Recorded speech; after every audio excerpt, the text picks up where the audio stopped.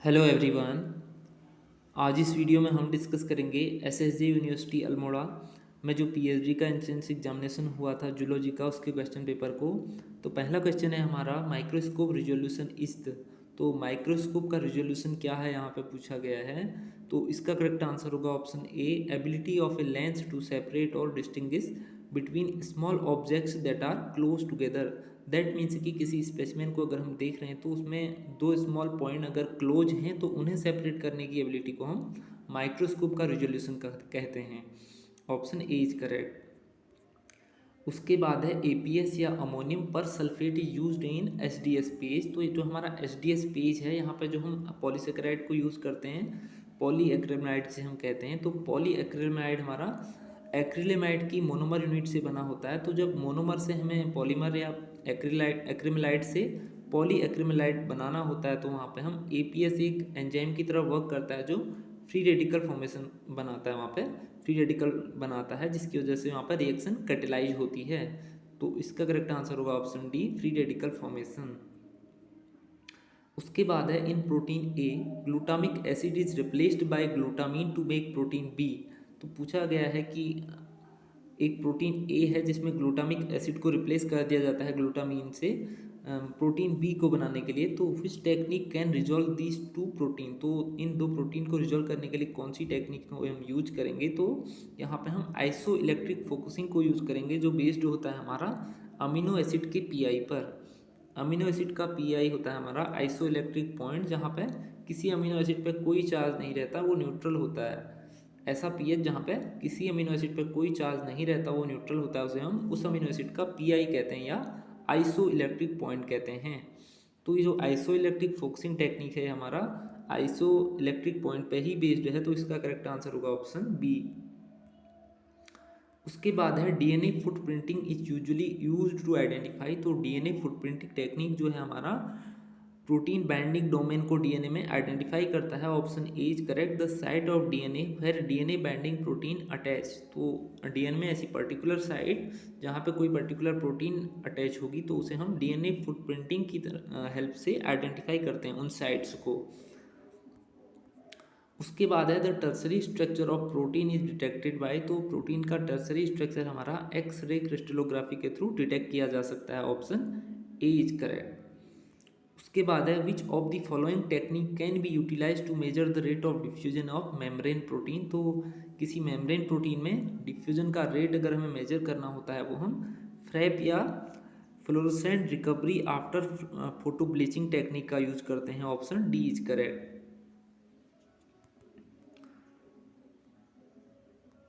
उसके बाद है most reliable method to detect corona virus is. तो कोरोना वायरस के लिए जो मोस्ट रिलायबल मेथड है डिटेक्ट करने का, सबसे इजीएस्ट है, वो है real time PCR. Option A is correct.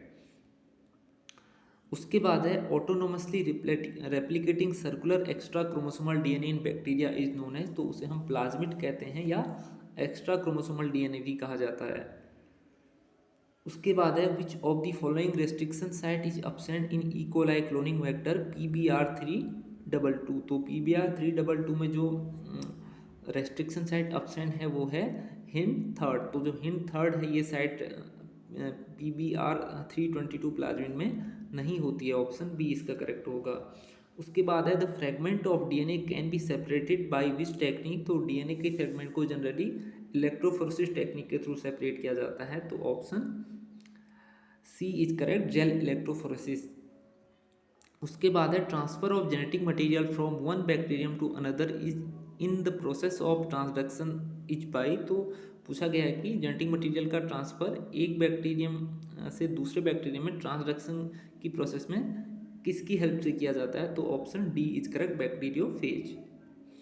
उसके बाद है इफ ए प्लाज्मिड जिसका साइज दिया है 4 kb was digested by restriction enzyme in following manner, what will be the number and size of band when digested plasmid will be resolved by agarose gel electrophoresis. तो इसका correct answer होगा हमारा option D, 3 band of 0.25 kb, 1.0 kb and 1.75 kb। 3 fragment हमारा यहाँ पे बन जाएंगे। Option D इसका करेक्ट होगा। उसके बाद है DNA fingerprinting and RFLP analysis are often used to test for paternity. A child inherit chromosome from both mother and father, so DNA from a child display restriction fragment derived from each parent in the gel shown here. Which child if any can be excluded. पूछ रहा कि इनमें से कौन सा child excluded होगा as being a biological offspring of putative father. Putative father means संभावित जो उसका फादर हो सकते हैं. तो पूछा गया है कि कौन सा चाइल्ड इनमें से एक्सक्लूड है. नीचे जो दिखा गया है जैसे कि दिया है lane M is the sample from mother while F represent putative father and C1 C2 and C3 from children. ये चिल्ड्रन को रिप्रेजेंट कर रहे हैं. तो यहाँ पे कोई भी ऐसा नहीं है जो एक्सक्लूड किया गया है फादर से, क्योंकि आप देखोगे C1 में भी फादर से एक अलील आई है और एक मदर से, C2 में भी एक फादर एक मदर से और C3 में भी एक फादर एक मदर से. तो इसका करेक्ट आंसर होगा option D, none of them. तो कोई भी एक्सक्लूड यहाँ पे एक्सक्लूड नहीं है. उसके बाद है in which of the following microscope the field surrounding a specimen appear black while the object itself is brightly illuminated. तो इस प्रोसेस को हम कहते हैं डार्क फील्ड माइक्रोस्कोपी या डार्क फील्ड माइक्रोस्कोप, जहाँ पे जो फील्ड है वो ब्लैक दिखता है और जो स्पेसिमेन है वो वाइट या ब्राइट कलर से इल्यूमिनेट होता है. तो इसे हम कहेंगे dark field microscope. Option C is correct. उसके बाद है which of the following wavelength range is associated with UV spectroscopy. जो हमारा इलेक्ट्रोमैग्नेटिक स्पेक्ट्रम है उसमें डिफरेंट वेवलेंथ होती हैं, जैसे कि हमारा यूवी है उसका वेवलेंथ है 100 से 400 नैनोमीटर में, और इससे नीचे हमारा एक्सरेज आती हैं और 400 से ऊपर हमारा विजिबल रेंज आ जाता है और विजिबल के बाद इंफ्रारेड आ जाता है. तो इसका करेक्ट आंसर होगा ऑप्शन बी, 100 से 400 नैनोमीटर में यूवी स्पेक्ट्रोस्कोपी होता है. उसके बाद है main function of contractile vacuole in protozoans. तो कॉन्ट्रैक्टाइल वैक्यूल का मेन फंक्शन प्रोटोजोआ में ऑस्मो रेगुलेशन का होता है. Option A is correct. उसके बाद है correct sequence of evolution of canal system in sponges is. तो जो पोरिफेरा स्पंजेज हैं उनमें जो इंपॉर्टेंट फीचर है उनका कैनाल सिस्टम, तो उसमें इवोल्यूशन पूछा गया कि सबसे पहले किस में था देन किस में. तो इसका करेक्ट आंसर होगा option D, ascon sycon and then leucon.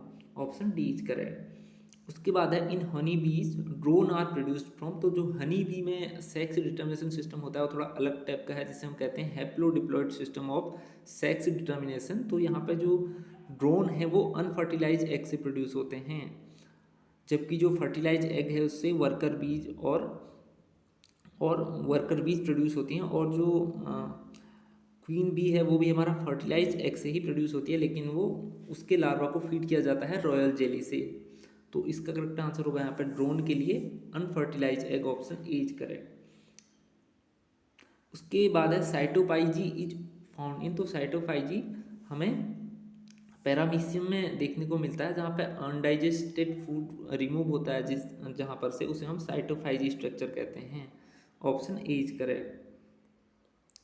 उसके बाद है the sense organ in Aurelia are called. तो जो ऑरेलिया में सेंस ऑर्गन है उन्हें हम टेनेकुलोसिस्ट से कहते हैं. टेनेकुलोसिस्ट हम ऑरेलिया के सेंस ऑर्गन्स को कहेंगे. Option B is correct. उसके बाद है respiratory organ of asterias are. तो एस्टेरियाज का रेस्पिरेटरी ऑर्गन है हमारा papulae. Option B is correct.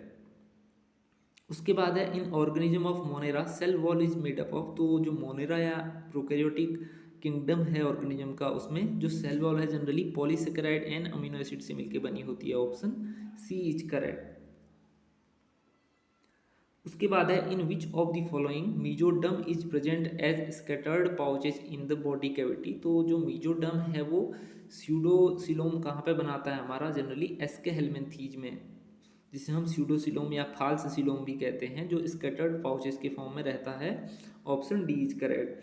उसके बाद है which of the following is termed as living fossil. तो यहाँ पे जो ऑर्थोपोड का लिमुलस है इसे हम लिविंग फॉसिल कहते हैं, जो कि क्रैब की कैटेगरी में आता है. Option C is correct.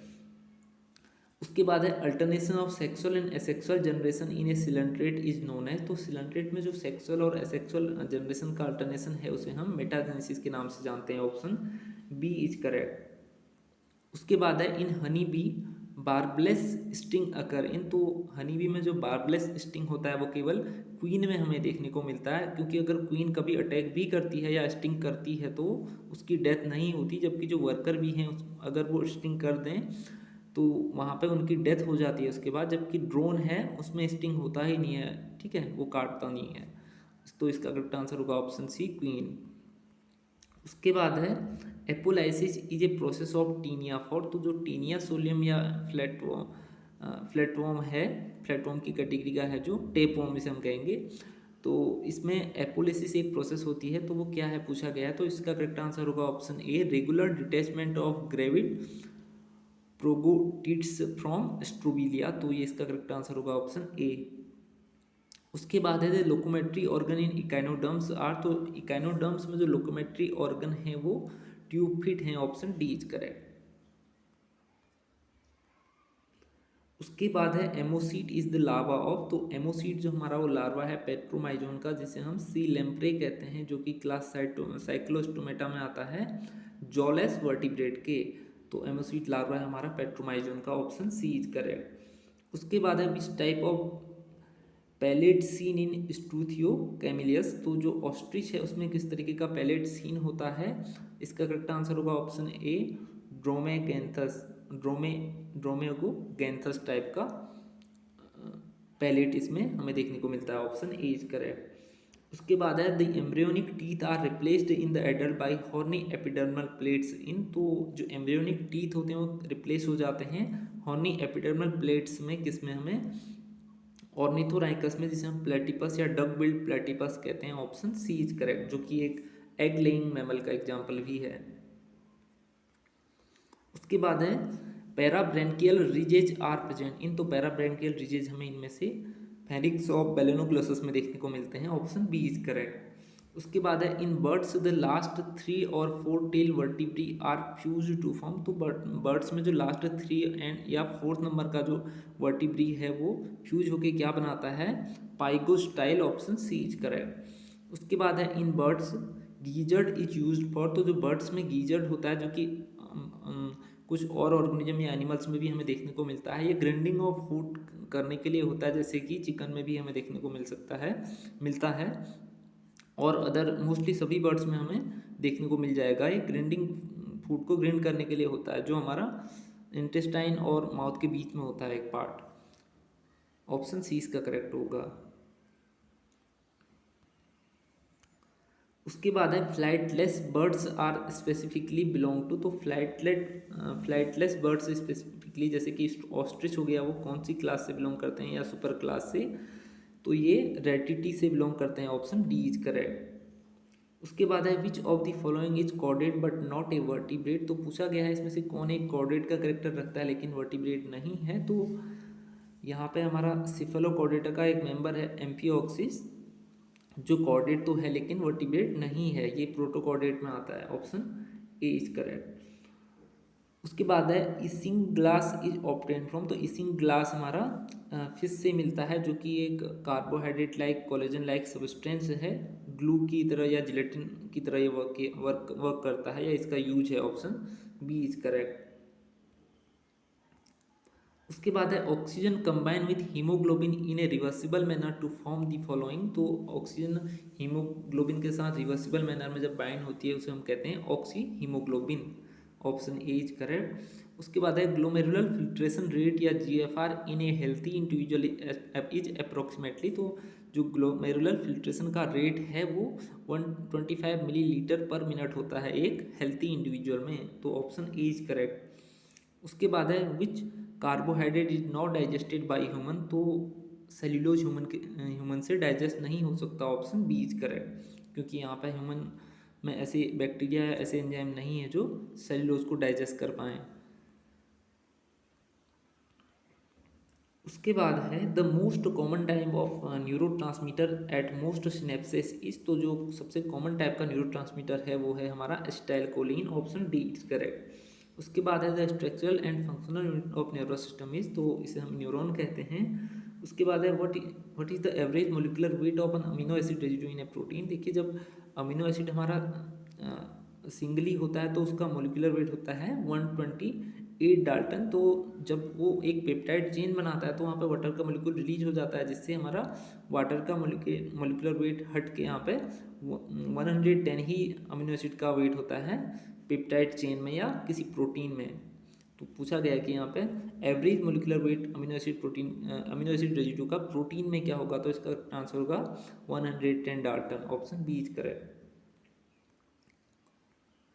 उसके बाद है which of the following factor describe the affinity of oxygen toward haemoglobin. तो ये सभी फैक्टर अफेक्ट करते हैं ऑक्सीजन की बाइंडिंग हीमोग्लोबिन के साथ। Option D is correct. उसके बाद है schizophrenia and Parkinson's disease are both link to change in which neurotransmitter. तो ये डोपामाइन में चेंज होने से होता है। Option C is correct. उसके बाद है how long the lac operon would be expressed in the presence of lactose. तो इसका करेक्ट आंसर होगा option C as long as lactose is more than glucose concentration. तो जब ग्लूकोज से ज़्यादा हमारा लैक्टोज की कंसनट्रेशन होगी तो हमारा लैक ऑपेरॉन इंड्यूस या एक्सप्रेस होता रहेगा, क्योंकि जो लैक ऑपेरॉन में हमारा लैक्टोज है वो इंड्यूसर की तरह वर्क करता है। ये रिप्रेसर के साथ बाइंड होके जीन एक्सप्रेशन को पॉजिटिवली रेगुलेट करता है। ऑप्शन सी इसका करेक्ट होगा। उसके बाद है which of the following is not present in RNA. तो हमारा आरएनए में थाइमीन नहीं होता, बल्कि थाइमीन की जगह क्या होता है, यूरेसिल होता है। Option A is correct. उसके बाद है डेस्मोसोम्स आर एसोसिएटेड विथ। तो डेस्मोसोम हमारा सेल एडरेंस से एसोसिएटेड होते हैं। ये एक तरीके के सेल एडरेंस मॉलिक्यूल या प्रोटीन कहने हम कह सकते हैं। उसके बाद है who transcribe the precursor for mRNA. तो आरएनए पॉलीमरेज सेकेंड हमारा एमआरएनए या मैसेंजर आरएनए को ट्रांसक्राइब करता है। Option B is correct.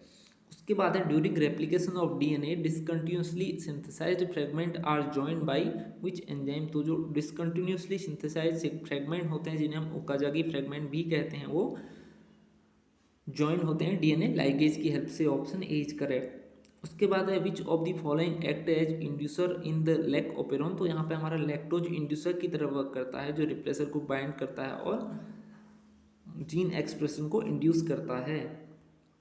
उसके बाद है DNA unwinding is done by. तो डीएनए अनवाइंडिंग हमारा हेलिकेज एंजाइम की हेल्प से होता है। Option B is correct.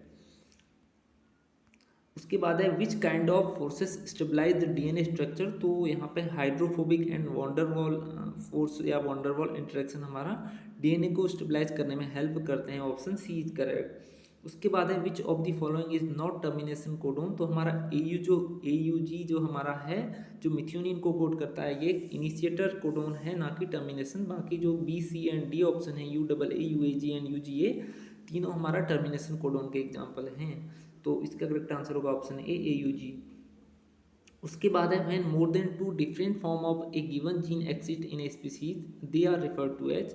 तो जैसे किसी एक जीन की डिप्लॉयड में 2 अलील होती हैं, लेकिन कभी कभी हमें मल्टीपल अलील भी देखने को मिलते हैं, 2 से ज़्यादा, तो उसे हम कहते हैं multiple allele. Option B is correct. उसके बाद है in drosophila the combination of 2x/3a will produce. तो यहाँ पे जो 2x रिप्रेजेंट कर रहा है, नंबर रिप्रेजेंट कर रहा है एक्स क्रोमोसोम का, जो अभी जो 3 रिप्रेजेंट कर रहा है वो ऑटोसोमल क्रोमोसोम का। तो जो ड्रोसोफिला है उसमें सेक्स डिटर्मिनेशन ऑटोसोम के नंबर पे बेस्ड होता है। अगर हमारा ऑटोसोम का नंबर 2x/3 है तो यहाँ पे हमारा प्रोड्यूस होगा इंटरसेक्स, क्योंकि जब इनके रेशियो निकलते हैं, जैसे कि 1 निकलेगा तो फीमेल होती है, 1+ निकलेगा तो मेटा फीमेल होती है, जबकि 5 निकलेगा तो 0.5 निकलता है तो रेशियो वहाँ पे होता है मेल, 0.5 से कम में मेटा मेल, और 0.5 एंड 1 के बीच में इंटरसेक्स प्रोड्यूस होता है। तो इसका करेक्ट आंसर होगा ऑप्शन सी इंटरसेक्स। उसके बाद है a cell carrying an integrated F factor is called as. तो इसे हम HFR कहते हैं, जिसे कहा जाता है high frequency recombination. Option D is correct. उसके बाद है कैरियोकाइनेसिस इज डिवीजन ऑफ। तो karyokinesis is the division of nucleus. कैरियोन means nucleus होता है, जबकि तो साइटोकाइनेसिस होती है वो साइटोप्लाज्म का डिवीजन होता है। पहले कैरियोकाइनेसिस होगी, देन साइटोकाइनेसिस माइटोसिस या मियोसिस में। उसके बाद है वोबल हाइपोथेसिस प्रपोज बाय। तो वोबल हाइपोथेसिस हमारा फ्रांसिस क्रिक ने प्रपोज किया था। Option D is correct. उसके बाद है transduction is the transfer of. तो ट्रांसडक्शन में क्या होता है, the transfer of genetic material from one organism to another through bacteriophage. Option B is correct. उसके बाद है a male affected with an x link dominant trait will have what proportion of offspring affected with the trait. तो जब भी हमारा x link dominant trait होगा तो वहाँ पे हमारा कोई भी मेल चाइल्ड अफेक्ट नहीं होगा, बल्कि सभी डॉटर वहाँ पे अफेक्टेड होंगी डोमिनेंट में, एक्स लिंक डोमिनेंट में। तो इसका करेक्ट आंसर होगा option C, all daughters and no son. Option C इसका करेक्ट होगा। उसके बाद है the distance between the bacterial genes as determined from interrupted mating experiment is measured in units of. तो ये हमारा बेस पेयर में मेजर किया जाता है, ऑप्शन सी इज करेक्ट। उसके बाद है which technique is use to detect the chromosomal abnormality of an unborn baby. तो अनबोर्न बेबी में क्रोमोसोमल एबनॉर्मलिटी को चेक करने के लिए हमारा एमनियोसेंटेसिस टेक्निक को यूज किया जाता है, जिसमें जो हमारा फीटस है उसके एमनियोन से कुछ सैंपल लिए जाते हैं। उसके बाद है in Drosophila males there is complete linkage, what is the reason behind this. तो इसका रीजन है नो सिनेप्सिस, वहाँ पर सिनेप्सिस हमें देखने को नहीं मिलता, ऑप्शन सी इज करेक्ट। उसके बाद है who introduce the concept of law of tolerance. तो लॉ ऑफ टॉलरेंस हमने दिया था सेल्फोर्ड ने, जिसे हम कहते हैं सेल्फोर्ड्स लॉ ऑफ टॉलरेंस। तो उनने बताया भी कोई भी ऑर्गेनिज्म एक पर्टिकुलर कंडीशन या एनवायरमेंटल ग्रेडियंट में रह सकता है, ना तो उससे नीचे रह सकता है और ना उससे ऊपर। तो उसे उन्होंने कहा lower limit of tolerance and upper limit of tolerance, जबकि उनके बीच का इनने जो रेंज कहा उसे उन्होंने कहा range of tolerance. That means कि वहाँ पे बेस्ट अडेप्ट करता है कोई भी ऑर्गेनिज्म एक पर्टिकुलर टेम्परेचर लिमिट में या किसी भी तरीके की इन्वायरमेंटल कंडीशन में, क्योंकि जो रियल लाइफ में है वो रियल लाइफ में जो इन्वायरमेंट है वो ग्रेडियंट के फॉर्म में एग्जिस्ट करता है। कहीं पे टेम्परेचर ज़्यादा होगा, कहीं पे हाई होगा, कहीं पे वेरी हाई होगा। तो एक ग्रेडियंट होता है जहाँ पे, या एक रेंज होता है जहाँ पे कोई ऑर्गेनिज्म सर्वाइव कर सकता है, तो उसे उन्होंने कहा था रेंज ऑफ टॉलरेंस। और उससे नीचे उन्होंने कहा था lower limit of tolerance and उससे ऊपर अपर लिमिट ऑफ टॉलरेंस। तो जो टॉलरेंस का लॉ है वो सेल्फोर्ड ने दिया था, ऑप्शन ए इज करेक्ट। उसके बाद है food chain can not exist without. तो फूड चेन हमारा प्रोड्यूसर के बिना एग्जिस्ट नहीं कर सकता, ऑप्शन ए इज करेक्ट। उसके बाद है the transfer of energy in different trophic level is. तो transfer of energy different trophic level में हमेशा यूनिडायरेक्शनल होता है, ऑप्शन बी इज करेक्ट।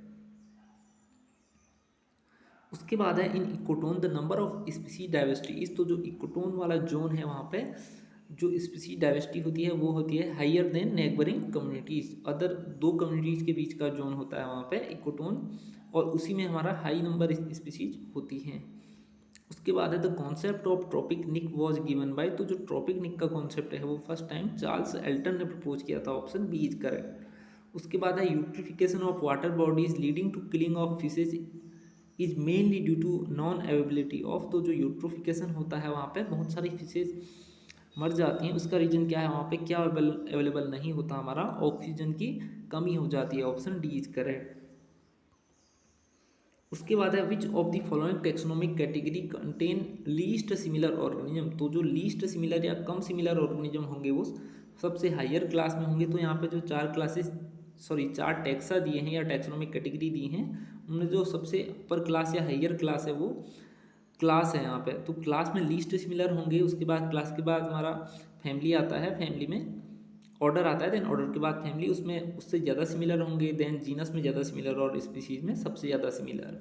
तो यहाँ पे जो हाईएस्ट कैटेगरी है वो क्लास है, तो यहाँ पे लीस्ट सिमिलर ऑर्गेनिज्म होंगे, ऑप्शन बी इज करेक्ट। उसके बाद है closely related organism with very different traits have experience. तो कह रहा है कि ऐसे ऑर्गेनिज्म जो क्लोजली रिलेटेड थे, दैट मीन्स कि उनका कॉमन एंसेस्टर एक ही था with very different trait. That means कि कॉमन एंसेस्टर एक था लेकिन उनके जो अभी ट्रेड्स हमें देखने को मिलते हैं वो डिफरेंट हैं। तो ये क्या एक्सपीरियंस करते हैं या किसकी वजह से होता है, तो ये होता है डाइवर्जेंट इवोल्यूशन की वजह से।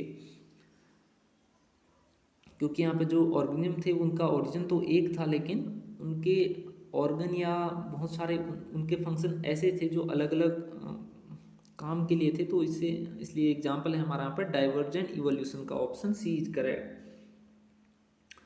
उसके बाद है the gene flow between population suppressed by a physical और geographical barrier is called as. तो इसे हम एलोपैक्ट्रिक स्पेसिएशन कहते हैं, जहाँ पे जीन फ्लो रुक जाता है जियोग्राफिकल बैरियर की वजह से, ऑप्शन ए इज करेक्ट। उसके बाद है the change of behaviour by life experience is called learning, option C is correct. उसके बाद है जेनेटिक ड्रिफ्ट इज, तो जेनेटिक ड्रिफ्ट क्या होता है, तो जेनेटिक ड्रिफ्ट होता है the random changes in gene frequency occurring by chance within a small population. Chance के थ्रू अगर जीन फ्रीक्वेंसी या एलील फ्रीक्वेंसी में चेंज होता है, लेकिन किस में, स्मॉल पॉपुलेशन में। पॉपुलेशन शुड बी स्मॉल, यहाँ पे पॉपुलेशन स्मॉल होनी चाहिए जेनेटिक ड्रिफ्ट होने के लिए, तो ऑप्शन बी इज करेक्ट। उसके बाद है species occurring in different geographical area are called, तो अगर स्पीसीज डिफरेंट जोग्राफिकल एरिया में होती हैं तो उसे हम एलोपैट्रिक स्पीसीज कहते हैं, ऑप्शन सी इज करेक्ट। उसके बाद है एडेप्टिव रेडिएशन इज एक्चुअली, तो एडेप्टिव रेडिएशन डार्विन ने दिया था कॉन्सेप्ट, जहाँ पे कोई एक स्पीसीज अलग अलग डायरेक्शन में अलग अलग टाइप का इन्वायरमेंट या कंडीशन या रिसोर्सेज मिलने की वजह से डाइवर्ज हो जाती हैं, तो एडेप्टिव रेडिएशन हमारा एग्जांपल है मैक्रो इवोल्यूशन का, क्योंकि यहाँ पे मैक्रो इवोल्यूशन का मतलब होता है एक स्पीसीज से दो तीन स्पीसीज या ज़्यादा स्पीसीज बन जाना। दैट मीन्स कि एटलीस्ट स्पीसीज लेवल पे इवोल्यूशन हुआ हो, ना कि जेनेटिक लेवल पे। एक चेंज आने से हमारा एक स्पीसीज डाइवर्ज हो गई दो या तीन स्पीसीज में, तो इसे हम मैक्रो इवोल्यूशन कहेंगे। जबकि माइक्रो इवोल्यूशन में चेंज होगा एक ही स्पीसीज के अंदर उसके जीन्स में। उसके बाद है the book Systema Naturae was written by, तो बुक सिस्टमा नेचुरी हमारा कैरलस लीनियस ने लिखा था, ऑप्शन ए इज करेक्ट। उसके बाद है biological species concept is given by, तो बायोलॉजिकल स्पीसीज कॉन्सेप्ट हमारा अर्नस्ट मेयर ने दिया था 1963 में, ऑप्शन डी इज करेक्ट। उसके बाद है फाइलोजेनी डील्स विद, तो फाइलोजेनी किसके साथ डील्स करता है, the evolutionary history of a species, या प्लांट्स की या एनिमल किसी भी ऑर्गेनिज्म की इवोल्यूशनरी हिस्ट्री को देखता है फाइलोजेनी। उसके बाद है migration in birds is chiefly controlled by, तो बर्ड में जो माइग्रेशन है चीफली लाइट के थ्रू कंट्रोल होता है, तो ऑप्शन सी इसका करेक्ट हो जाएगा। उसके बाद है stimulus that trigger a fixed action pattern is called, तो इसे कहते हैं हम ए रिलीजर और sign stimulus, option B is correct. उसके बाद है एंडोक्राइन ग्लैंड्स आर, तो पूछ रहा है कि एंडोक्राइन ग्लैंड क्या होती हैं, तो एंडोक्राइन ग्लैंड वो होती हैं जिनमें डक्ट नहीं होती, तो option C is correct. Ductless gland that pour their secretion in blood, अपना सिक्रेशन डायरेक्टली ब्लड में फ्लो करती हैं। उसके बाद है which of the following is not a nuclear receptor, तो कोई भी सिग्नलिंग में रिसेप्टर अलग अलग जगह पे होते हैं, जैसे कि cell surface receptor, cytosolic receptor और न्यूक्लियर रिसेप्टर। तो पूछ रहा है कि इसमें से कौन सा न्यूक्लियर रिसेप्टर किसका नहीं है, तो जो इंसुलिन है वो एक प्रोटीन है और उसका रिसेप्टर हमारा मेम्ब्रेन पे ही होता है, तो ऑप्शन डी इज करेक्ट। जबकि एस्ट्रोजन, एंड्रोजन, थायराइड, इन सभी का रिसेप्टर हमारा या तो साइटोसोल या न्यूक्लियस में होता है। मोस्टली जो स्टेरॉयड हार्मोन है उनका रिसेप्टर साइटोसोल में होता है, और जैसे कि जो एमीन डेरिवेटिव है जैसे कि थायराइड हार्मोन हो गया, इसका रिसेप्टर न्यूक्लियस में होता है।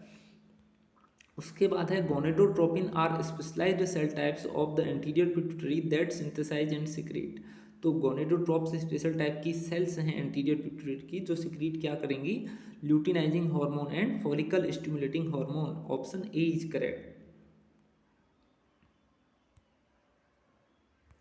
उसके बाद है Addison's disease is condition of, तो एडिसन डिजीज हमारा कॉर्टिसोल के हाइपोसिक्रेशन से होता है, option A is correct, hypocortisolism, option A.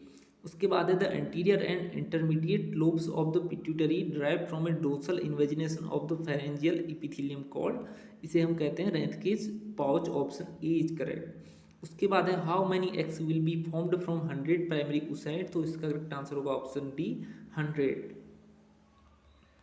उसके बाद है placenta of human being belong to the category of, तो जो ह्यूमन बीइंग का प्लेसेंटा है वो कौन सी कैटेगरी का है, हीमोकोरियलिस, ऑप्शन डी इज करेक्ट। उसके बाद है which of the following is embryonic urinary bladder, तो जो एम्ब्रियोनिक यूरिनरी ब्लैडर जिसे हम कहते हैं, दैट मीन्स कि एम्ब्रियो में यूरिनरी ब्लैडर की तरह जो यूनिट वर्क करती है उसे हम क्या कहते हैं, allantois, option C is correct. जबकि जो यॉर्क सैक है वो हमारा न्यूट्रिशन प्रोवाइड कराता है। उसके बाद है in chick neural tube is form by, in chick neural tube is formed by, तो जो चिक है उसमें जब डेवलपमेंट होता है वहाँ पर न्यूरल ट्यूब किससे डेवलप होगा, हमारा एक्टोडर्म से, क्योंकि जितना भी नर्वस सिस्टम है मोस्टली सभी ऑर्गेनिज्म में एक्टोडर्म से ही डिराइव होता है। उसके बाद है the eggs of mammals are, तो जो मैमल्स के एग्स हैं वो एल एसिथल टाइप है, दैट मीन्स कि यहाँ पे यॉर्क सैक नहीं होता। उसके बाद है the cavity of gastrula is called, तो गैस्ट्रुला की कैविटी को हम आर्केंट्रॉन कहते हैं, ऑप्शन बी इज करेक्ट। अगला है insect metamorphosis which included pupal stage is called, तो जिस स्टेज या जिस मेटामॉर्फोसिस में हमारा प्यूपा बनता है उसे हम कहते हैं कंप्लीट मेटामॉर्फोसिस, जैसे कि butterfly and moth. Option A is correct. उसके बाद है formation of York in egg is called, तो यॉक का फॉर्मेशन एग में हम क्या कहते हैं, विटेलोजेनेसिस से हम कहेंगे। उसके बाद है the fertilizin act as a receptor for anti fertilizin that make them capable of fertilising the egg of same species, the phenomena is known as. तो जब हमारा जो स्पर्म होता है उसको उसको एबिलिटी मिलती है, उसको कैपेसिटी मिलती है एग को फर्टिलाइज करने की, तो उसे हम कहते हैं कैप्सिटेशन की process. Option A is correct. उसके बाद है Kupffer cells are found in, तो कूफर सेल हमारा लीवर में मिलती हैं। Option D is correct. उसके बाद है which of the following glands is involve in metamorphosis, तो हमारा थायराइड ग्लैंड यहाँ पे फ्रॉग के मेटामॉर्फोसिस में काफ़ी हेल्प करता है। वहाँ पे उसके लिए रिक्वायर होता है T4 या T3 हार्मोन फ्रॉग की मेटामॉर्फोसिस के लिए, तो ऑप्शन सी इज करेक्ट। उसके बाद है ovulation is the mammal in the mammalian ovary occur during, तो जो मैमलियन ओवरी में वहाँ पे ओवल्यूशन कौन सी स्टेज में होगा, एस्ट्रस फेज में, क्योंकि यहाँ पे मैमलियन ओवरी में हम नॉन प्राइमेट्स की बात कर रहे हैं दैट, क्योंकि जो मैमलियन ओवरी में ओवल्यूशन होगा नॉन प्राइमेट्स में एस्ट्रस फेज में ही होगा। अदर फेज में वहाँ पे अदर इवेंट होते हैं। एस्ट्रस फेज वो होती है जहाँ पे नॉन प्राइमेट फीमेल एक्टिव रहती है, सेक्सुअली एक्टिव रहती है एस्ट्रस फेज में, और वहाँ पे एग रिलीज करती है। उसके बाद है the most sensitive period of the teratogen in human development is, तो जो टेरेटोजन है वो जब प्रेगनेंसी के टाइम पे फीटस का डेवलपमेंट हो रहा होता है, तो वहाँ पे कुछ सब्सटेंसेस होते हैं जो निगेटिव इफेक्ट डालते हैं फीटस पे, फिजिकल या मेंटली निगेटिव इफेक्ट डालेंगे हमारे फीटस या जो एम्ब्रियो है उस पर। तो टेरेटोजन ऐसे सब्सटेंस होते हैं जैसे कि कोकेन या ड्रग्स या जैसे कि अल्कोहल। तो अगर प्रेग्नेंट मदर वहाँ पर टेरेटोजन या डिफरेंट सब्सटेंस को ले रही हैं तो सबसे ज़्यादा इफेक्ट कौन से पीरियड में पड़ेगा हमारे इन्फेंट या एम्ब्रियो पे, तो वो होगा 3 to 8 वीक्स में। जो 3 to 8 वीक का टाइम है वो सबसे ज़्यादा सेंसिटिव होगा टेरेटोजेंस के लिए डेवलपमेंट में, तो ऑप्शन बी इसका करेक्ट होगा। तो ये हैं 100 question Kumaun SSG university PhD entrance examination के। Thanks for watching this video.